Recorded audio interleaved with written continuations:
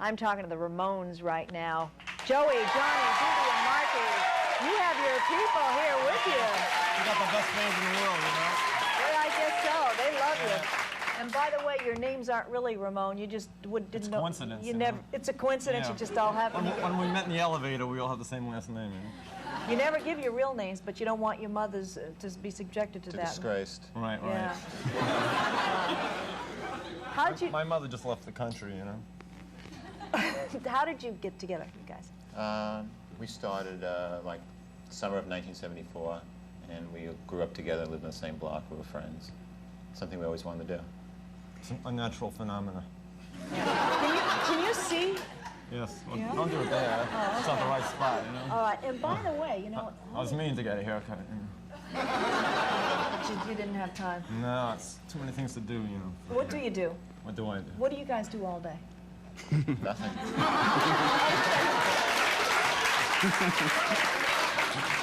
That was a great You know, number we that feel you did. cheated that Tom ain't here. Thanks a lot. We don't appreciate, you know, not that, you know, We want to nothing argue with personal, him. You know, right, right. What do you want to argue with him about? Anything. Okay, well, I'll argue with you about something. I loved your number, but I couldn't understand a word you said. Do you people understand? We don't sing words, just sounds. It's all telepathy, you know. Uh-huh. Yeah. So they have to get it just by osmosing the whole... They osmosed it in. You started back in the mid-'70s. I want to know... I was going to type out a lyric sheet for you tonight, but... I have it. We want the airways.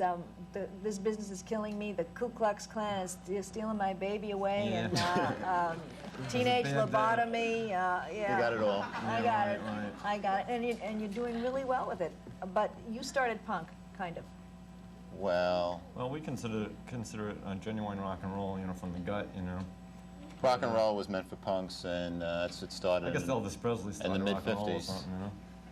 Yeah. But punk is an answer to all the glitter and the stuff that costs a lot of money No, that you can afford. punk is just a rebellious rock for all kids all over. I mean, real rock and roll was punk. Not a bunch of old men playing music for your mothers and fathers. That's what you have now. It's what they call rock. For instance. Sticks. Yeah, Styx, Kansas, Foreigner, stuff like that. Your parents should listen to this. I mean, Is it mellowing My out? mother doesn't even listen to that. Your mother's more hip than that? Yeah, it's just they just want to clean up music and just push Pat Boone and all that. mediocrity on the on the public. So you're back to your tattered jeans and your sneakers and your leather jackets and nothing fancy and just Well, we do just it. want to be real. We want to be ourselves and not put on a bunch of phony clothes. Yeah, but wait a minute now. Is this real?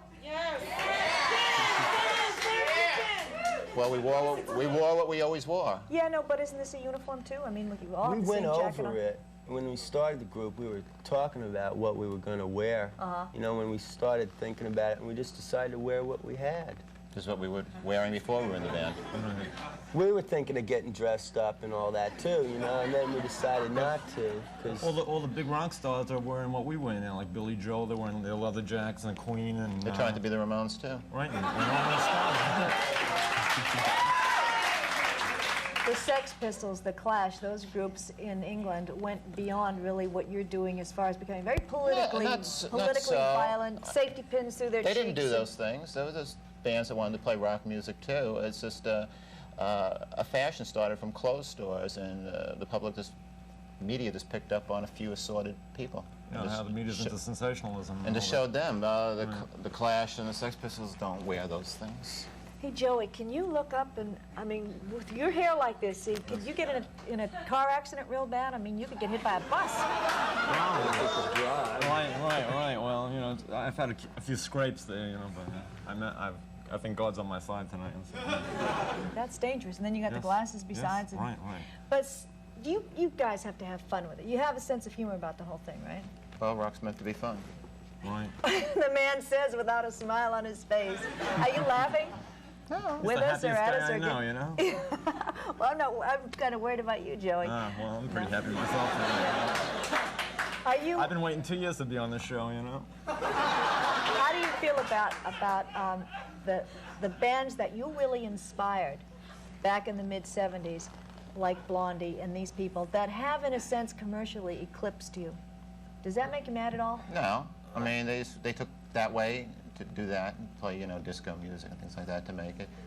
We do what we believe in, we have our integrity, and we're happy doing what we do. We're the only band that's probably the only band that stuck to its original ideals, you know. Everybody else took the easy route, you know. Everybody else either went to sound of Bruce Springsteen, like Elvis Costello and people like that, or they went disco, or they went reggae or something like that. And we're the only band that stuck to our original idea, you know. And Which was hard-driving rock and roll. That's what rock and roll's all about, you know. Yeah. And we're not mad. We're doing what we want to do, and we're happy doing this. And you're making some money, Right. obviously. I mean, Yeah. there's room for everybody. There's no reason to shut out one kind of music, you know. There's room for everybody, you know. What about radio? You What guys about have said, well, you guys have said that you're not thrilled about. Do you get a lot of airplay? No. Why not? Because radio's like television, and all they want to do is push crap on the public.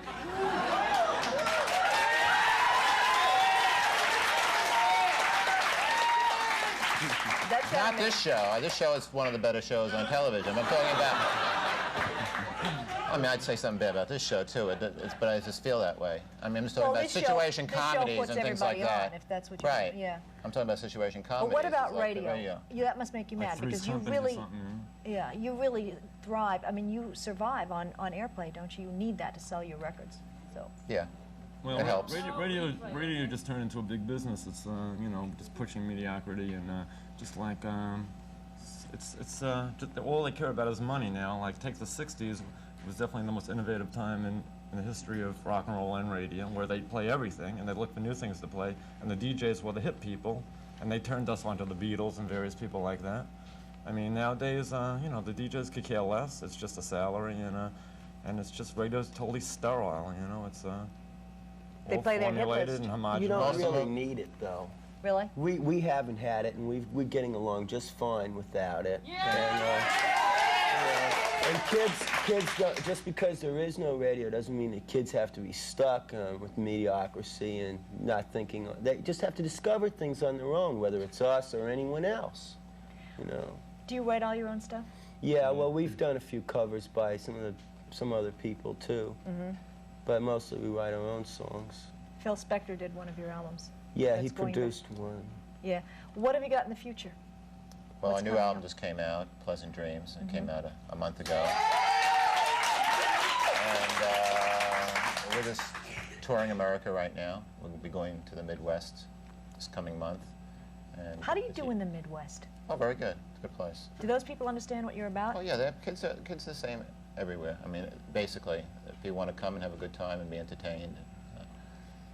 So, you know, everywhere's the same. It's the kids in the suburbs, like the Midwest, that are really kind of cheated because you know, a lot of people don't go to that. You know, like we hit all the nooks and crannies, you know, whereas a lot of the big bands just play all the 20,000 civic auditoriums in the country, and we don't. You know, we play for the people, you know, whereas they play for the money and.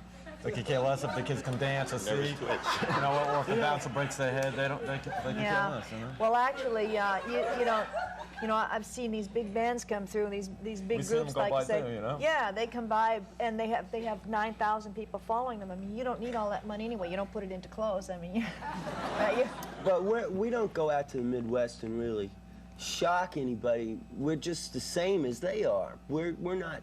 We may be a group based out in New York, but we're all kids from Queens. We're suburban people, and we have the same problems that everybody else has in Detroit or in Ohio or anywhere else. And We got that's why stock in kids are Levi's, relating though, you to know. us. But you do. The Ramones, thanks very much for coming down. You sure you're okay, Joey? Yes, I'll survive. All right, okay. Thanks very much. They started out in a paint store and they've... Here we go. Last month, a Minneapolis